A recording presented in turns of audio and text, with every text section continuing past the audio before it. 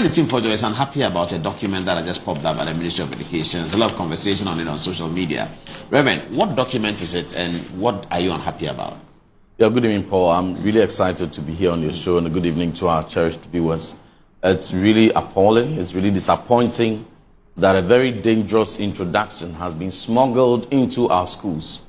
The introduction of LGBTQ elements, the education of sexuality related to LGBTQ promotion, and it didn't find expression in no main teaching and learning material than teacher manual. You know, so this teacher manual in physical education and health, the elective one, is the guide, the teaching guide, is the pedagogical guide, is what tells the teacher how and what you must teach your learners and your students. It also provides the framework of fundamental definitions and concepts within the subject and what you have to teach them. And when we do this, we break them in various weeks. So every week there's what you have to teach them. And rather sadly, the physical education and health elective for senior high schools in my hand, when you turn to page 3, the week 1 schedule, NDC have managed to smuggle in LGBT elements and now telling teachers that, for instance, gender identity, which in our constitution, in our 1992 Republican Constitution, the 4th Republican Constitution, and our laws, fundamental laws, recognize the binary nature of gender, being male and female assigned at birth. Now, here the definition they are asking the teachers to teach them. It refers to a person's deeply felt internal experience of gender, which may or may not correspond with the sex assigned at birth. So right at the beginning, you are confusing these young ones between the ages of 13 to 19, most vulnerable group of people who oftentimes become the victims. The age group studies have indicated become victims of this LGBT madness and confusion. You are further confusing them and promoting to them and letting them understand, because these are things you would want them to write back at you. When does this document come? This was produced in 2025 by the Ministry of Education. 2025. Under the minister? Under this current government, NDC government. And these were recently distributed to schools. And these teachers have received them. And Paul, week 1 is already gone.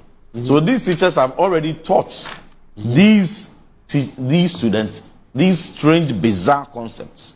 They have also further told them that sexual rights, a whole lot of definitions, the sexual rights definitions, and they are telling them that you can do anything as you feel, and you will be protected. There's no discrimination. I mean, very bizarre. And we are asking them, where did they get this concept from? Because you cannot be teaching students something that is not approved in the curriculum. And you cannot be smuggling in foreign and alien, diabolic, vile, evil concepts and introduce them to our schools, print them with taxpayers' money, distribute them. One NACA under the Ministry of Education is the body mandated to ensure that strange and unapproved contents don't get into our schools. And this is a product of NACA? This is a product of NACA. This is a product of NACA. You can see the front page is a NACA approved. And you see the framework of approval. I have spent 4 years at the Ministry of Education as Deputy Minister. And we understand how this curriculum development and its implementation works. Any concept that has to be taught must first be developed into the curriculum. And when you develop the curriculum, you now have to produce teaching and learning material, teacher guide, teacher manual, and textbooks, supplementary books as well. And any material that must arise from the curriculum must be approved by NACA to ensure that it aligns with the framework provided within the curriculum. So if you come in to issue, we developed up to year 1 manual before we left office. So when NDC came into power, 2025, January, they started the development of the year 2 manual. And sometime around June, July last year, they were able to finish it, and then they printed it. The question is, which minister gave the approval? Who checked it? And which agency, which officer, the Director General of NACA, what job did he do in checking that all the textbooks and all the teacher manuals that have been printed and being authorized and distributed to schools meet the standards? So this is a deliberate attempt by government. LGBT agenda is not a low-level implementation. It's not a low-level agenda. It is a high-level agenda. And I am surprised that at a time when President Trump has even given a different dimension into how countries must even view LGBT matters, and even in his own country clamping down on the LGBT, he has further issued a foreign policy directive to all his envoys, all his ambassadors in various countries, that how they must even relate to other countries where they have been assigned, and that on basis where some countries even try to promote LGBT, it would provide basis for sanctions to be applied by the United States of America. So that should have been good news for President Mahama. This is a season where he should even be bold to preserve our conservative values. This is not a time that he should be introducing LGBT into our textbooks, into our schools. So the dangerous thing is that the parent who is sleeping because he knows that they've sent their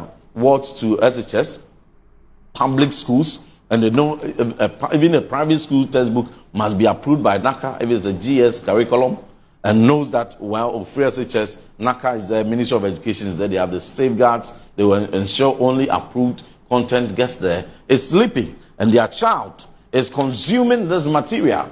Teachers are being directed that this is the definitions that you must teach to promote LGBT, to promote transgender, to promote any absurd feelings that are not authorized by our constitution and recognized by our beliefs.